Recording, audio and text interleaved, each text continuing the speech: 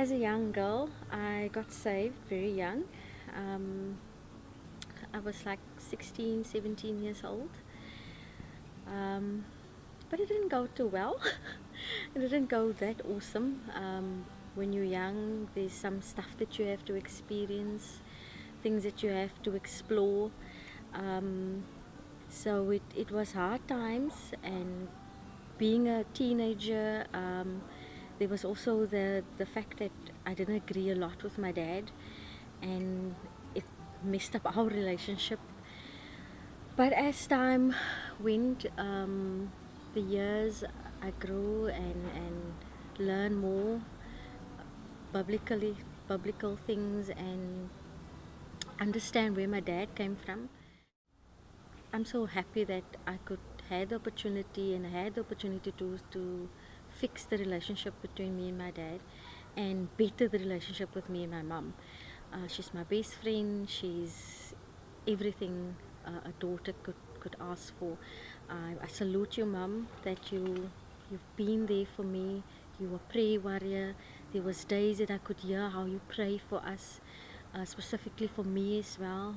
Being a teenager was not easy. Yes, I was rebellious. I also did things that youngsters did, partying, clubbing, and all that, being exposed to those things. But it didn't take long for me to realize it was the wrong thing to do. So, yes, yeah, I am. And now I've got the opportunity to teach my children the way forward and the way um, to honor God from a young age and to serve Him at a young age. Yes, they will have their own mistakes, but hopefully, in my prayer is that they won't to make the same mistakes that I've done. I felt pregnant before marriage. Yes, I was 21 years old. It was hard. My dad didn't accept it. My parents was furious. But when that child came into our lives, he was the best thing that could ever happen in our family. He was the blessing. He is the blessing till today, and he's got a brother that he loves, and I also see the grace of God that I have the opportunity to teach my boys the way to go the straight and narrow way. Like Caleb always used to say, "What is the narrow way, Mom?" But yes, I'm a lot of molding. There's still work on me. God is not finished with me, and I know He's got good things planned. For 5 months, he didn't even look at me. It broke my heart because here I am, I'm pregnant and I'm not married. Obviously, he also had all these plans for me, and he was disappointed. He was disappointed at first. But behind the scenes, during the pregnancy, it didn't go too well. I got sick, and he was the first to say she is not going to the government hospital, and he gave money to pay for me to go to a private hospital, and they assisted us, and behind the scenes, he was tough, he was soft, and and I can just imagine what tears he shed, um, being disappointed, knowing that he saw his daughter being pure, and here she comes, and it just didn't happen the way he planned or he thought it would be. So living with him, as a young person, as a teenager, was hard. I could not reason with him. You could not explain something to him. He was that type of person, his way or no way. And but he had his reasons. He has his reasons why he did it that way. And today I understand why he was so hard and tough. Because sometimes I thought, look here, Dad, you've got sons there. Why are you being so hard on me?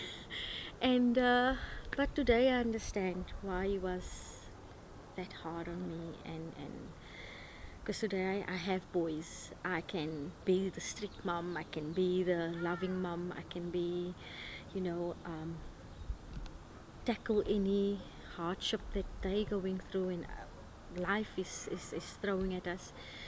So dad was a loving person. I can hear his laughter. He's got a contagious love, and if I think of that, he was totally the person that you want to be affiliated with. Um, and being a dad, I was, after a while, Cherubim was born and he was in the house and all that. I still used to go sit on my dad's lap, and that was the most amazing part. And dad got sick, very sick, and days that I would get under the blanket with him and you just hold him and we don't say a word and we hold hands. And so all the years where he was so tough, it was actually for the days where he was sick and being there for him. But during his time of his sick bed, my mom and myself's relationship got even stronger. Learned a lot from her, how to pray, how to, not to give up, and hard times it will be. There will come days where you like, I cannot do this, but I think it came a little bit easier because I took my weaknesses to God, and I really surrendered to him and say, look here, God, I cannot do this. I cannot be alone and raise these kids on my own. There's light at the end of the tunnel. You know, you can make it, and you don't have to fake it. Believe me, you don't have to fake that you going through a tough time. But there's one thing that I learned, and I love crowns. I've got a thing for crowns, and people that know me would know that is Althea. I love crowns.